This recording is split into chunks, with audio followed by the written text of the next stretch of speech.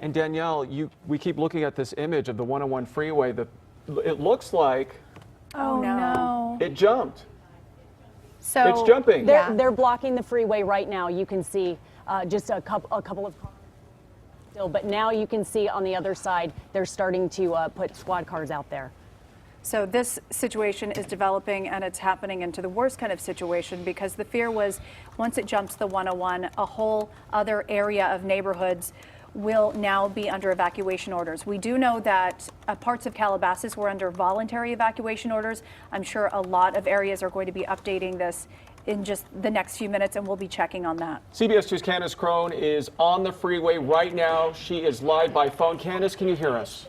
Yes, we are on the 101 South at Liberty Canyon Road, and I can tell you that we are surrounded by flames. There are flames to our left, she's at Liberty to our Canyon. right. And so, there is a very serious danger that this fire could jump the freeway.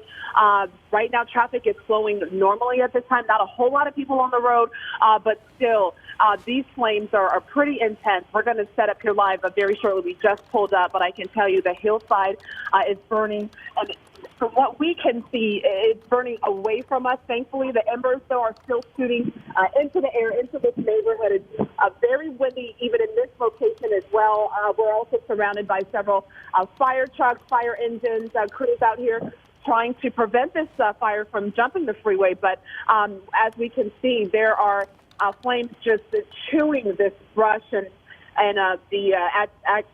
chewing the hillside, and so it's very, very dangerous out here. But we're in a safe location. We're going to get set up here live to give you guys some pictures here very shortly. Thank you so much, Candace. Be safe out there. Just in the last 5 minutes, we've seen this fire grow, and how quickly these winds can push things just across the 101. We are checking to see how the evacuation orders are changing. It is a fluid situation. The city of Calabasas, parts of the areas are under voluntary evacuation, but that could change. And there are several communities at risk, not just the one we're looking at right now. We've got everything from Oak Park, Westlake Village, Agora Hills, Old Agora, Calabasas, Thousand Oaks, Lang Ranch, Sunset Hills, Lake Sherwood, and as Danielle mentioned, now possibly Malibu, because the flames have jumped the 101. Everybody in this area, be prepared to evacuate.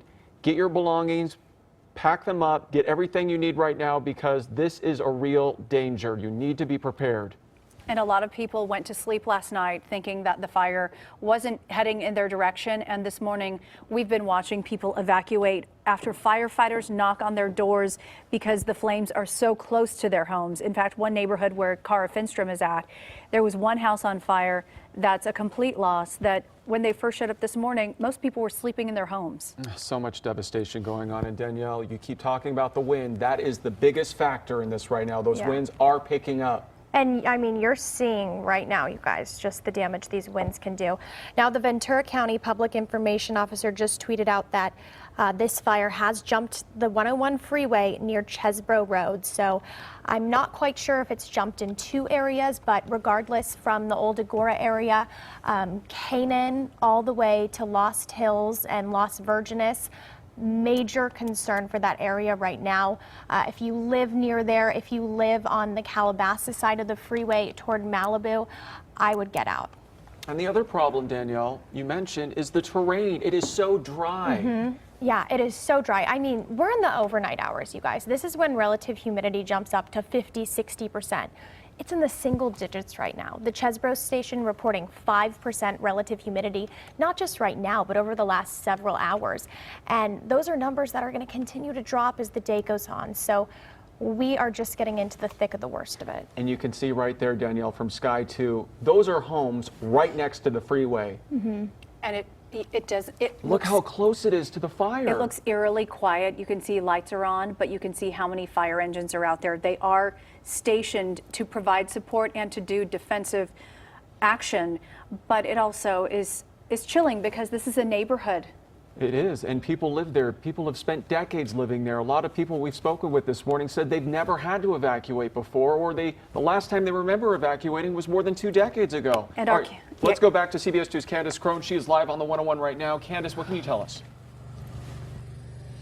Yeah, guys, just take a look at what we're seeing right now. You can see that hillside just burning right now. The freeway is it's not closed. As you can see, there's some cars coming by. Traffic is flowing normally, but I wouldn't be surprised if that were to change as this fire continues to burn. We're getting a lot of smoke, a lot of ash out here. It's very heavy because it's very windy, and so the wind is just pushing all of the smoke in all of directions. And as you can see, there are several firefighters out here. The traffic flowing normally, but the hillside, it's just an eerie sight to see. I had to put on the goggles because we're getting a lot of the debris being blown into our faces, and it's hard to breathe as well. But it's a very, very scary sight. We've got some cars over here, Barry. If you pan over, you can see they're kind of stopped right there. That's another area that's burning as well. It seems like there's a pretty long stretch of flames for a good, I would say probably at least a half a mile, because we're at Liberty Canyon Road, and Chesebro Road is not far from where we are as well, and it's burning there also. So a really, really serious situation out here, very dangerous. There's also, as I mentioned, not only flames there, but behind us as well. And so it's really scary to see this, especially I can imagine people driving through the area, maybe not knowing what's going on, and then all of a sudden seeing these flames, Peter and Suzanne. And Candace, are you seeing any movement in the neighborhood? I know we're looking at the freeway right now. Do you see any activity? Does it look like people had already evacuated? It does. It looked like people did already evacuate. As we were driving in, we did see a lot of traffic, people leaving the neighborhoods in their cars. They've had their stuff packed and ready to go, and they were just driving away. We also saw quite a few cars, quite a few drivers at a local gas station trying to gas up and get out as well. So people are really taking the necessary precautions to get out, to evacuate, because this fire is spreading very quickly. It's wind driven, and so it's unpredictable. It can go anywhere. But as far as activity, there isn't a neighborhood right where we are because of, we're here on the freeway, but just around us, it's not as urgent as it is here, where, as you can see, the side of the freeway, that hillside there is just up in flames, Suzanne. Yeah, Candace, it looks like you just have a wall of orange lit up right behind you.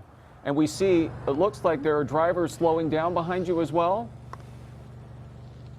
off in the distance. Yeah, so it looks now that traffic is kind of coming to a standstill on that would be the northbound side. Yeah, 101 north. And then Barry, oh my gosh, if you pan over, Barry, pan over all the way over past this truck here, their flames. I mean, see how dangerously close that they are coming to.